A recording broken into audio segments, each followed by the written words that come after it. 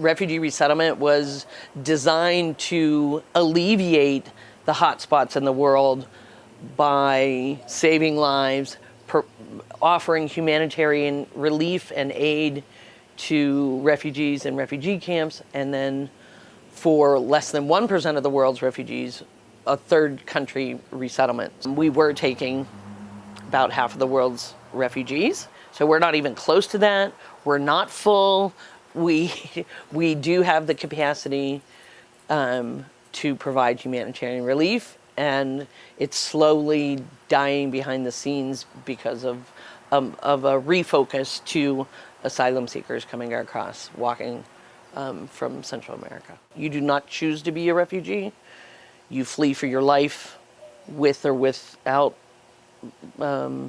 precious belongings. A refugee comes in with a refugee status where they've been vetted by 6 to 8 government or international departments. An asylum seeker has the exact same claims as the 5 reasons that you can become a refugee, but they've come in through a harder, generally geographically different path. And you're an asylum seeker until you're an asylee.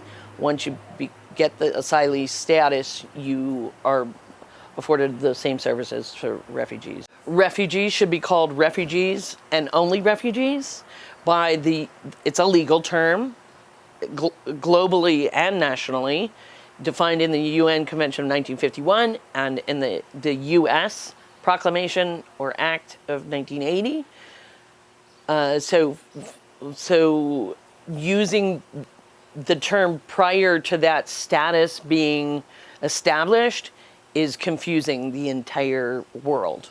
And it's not just the US that does it, but so being very strict about what you call when you're using the legal term refugee would help tremendously. I don't ask people's stories or their journeys. I try to let it come out organically. Often, a person that's been oppressed and traumatized will say yes to whatever question you have, or say what they think you want to hear. And that's problematic because you're not getting reality, you're not getting the truth. Some ethnic groups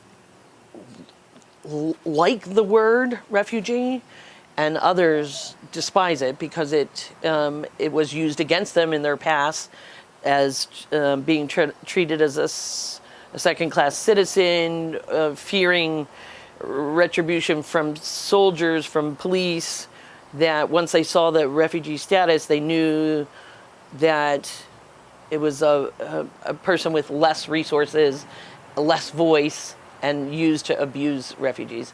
So maybe asking, what do you feel about the word refugee? Refugees stop becoming refugees when they feel they're no longer a refugee. You're dealing with lots of different cultures.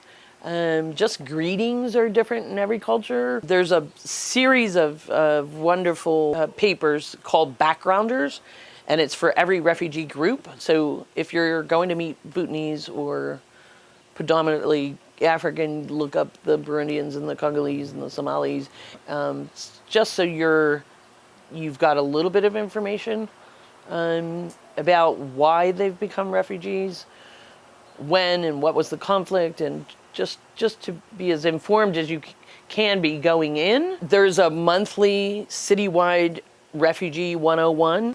So that is a 2-hour program that changes venues and changes sponsors, but is a collective effort by everybody working in refugee resettlement in Tucson.